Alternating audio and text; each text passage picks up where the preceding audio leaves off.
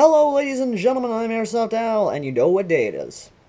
It is that day where I man up and I have to choose two people for the lore contest. Who is the runner-up, who's the winner.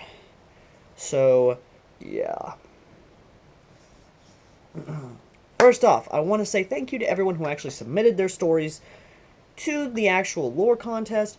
I did not know I had a lot of people who actually did like the lore, and the live stream definitely showed me a lot of people who actually did like the lore, and even with the stream still being, obviously, cataloged in the lore playlist, I am happy for that. Now,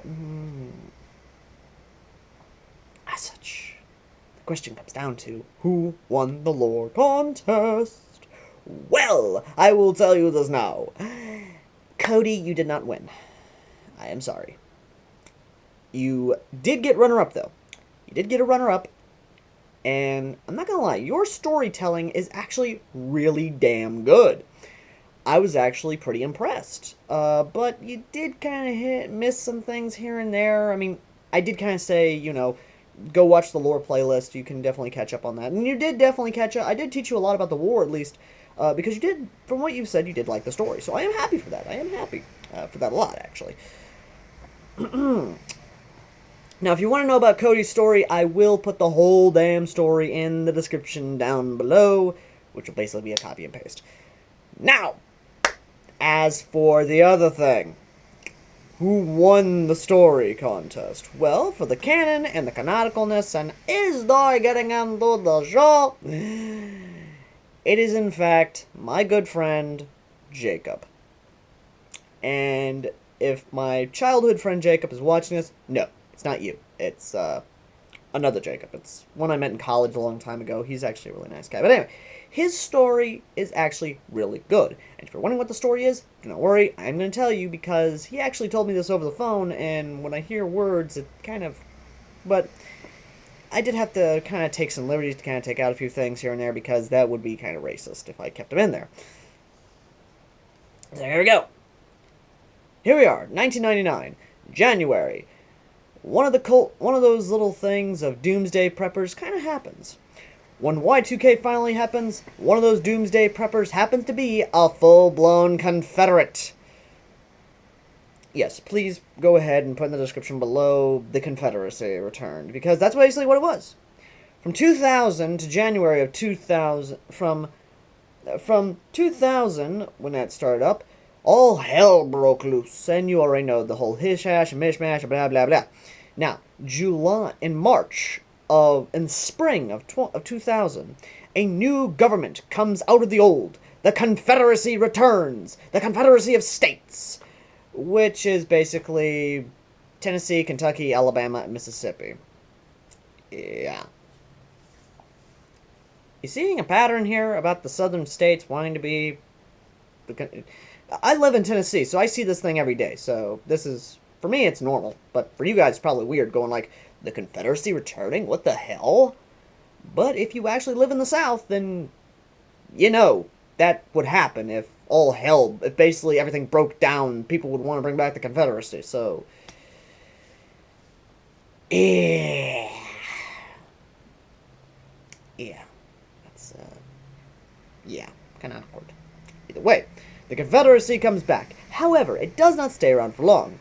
For while the new Confederate government did in fact help stabilize the region and bring back law and order, if you even call it law and order, many religious factions believed that Y2K was in fact Judgment Day. They believed it was rapture. They believed it was God who was bringing back the greatness of Jesus and brought hellfire down on the little baby faces. And I really need to stop with the southern accent. Good God, man. I was raised to be a northerner. I was raised to be civilized, not a fucking southerner. I'm not a southern belle. Thank you. Now, what else happened about this? Well, and I love what he did. In October of 2000, a massive vote was held because, you know, they still wanted to keep things civil. And they asked if they wanted their citizens to keep a Confederate government or a religious government.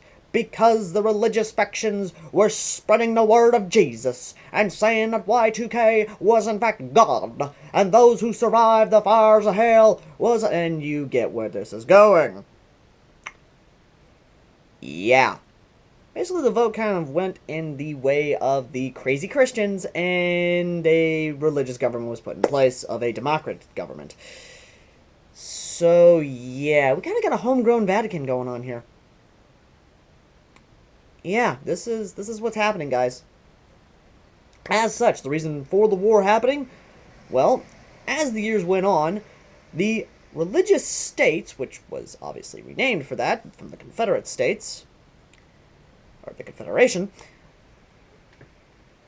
was poor as shit. They had no resources to speak of. They had don't even call it a military, more or less a militia, and they were poor. They had no money. They had no oil. They had nothing to speak of. So, what do? In a desperate attempt to keep the people happy and to keep them from starving, basically, and I get what you're saying. Oh, it's the South. Nobody starves.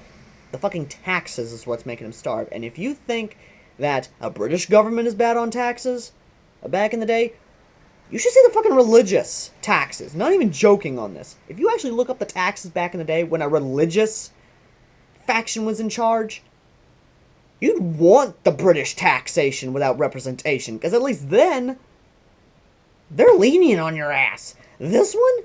A religion? No. Oh, hell no. Hell no. They'll tax you for fucking anything. Oh, you're Jewish? Well, guess what? You're being taxed and you're being executed.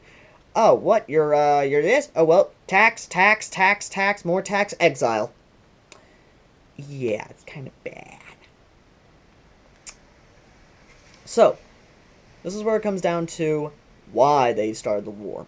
They started the war for resources. However, they disguised this capturing of resources as a new crusade, calling upon the Crusaders of the South and the Crusaders of Jesus. And I'm going to stop with that voice. I'm going to stop with that because you kind of get where this is going now. To the religious states, well, to the people of the religious states, it's a crusade against those they see and deem as, well, devils or devil worshippers. While to the very corrupt religious government, it's just resources. Yeah. I can actually see that happening. Considering, well, the same shit happened back in the day when the actual Crusades happened. So, yeah. Yeah.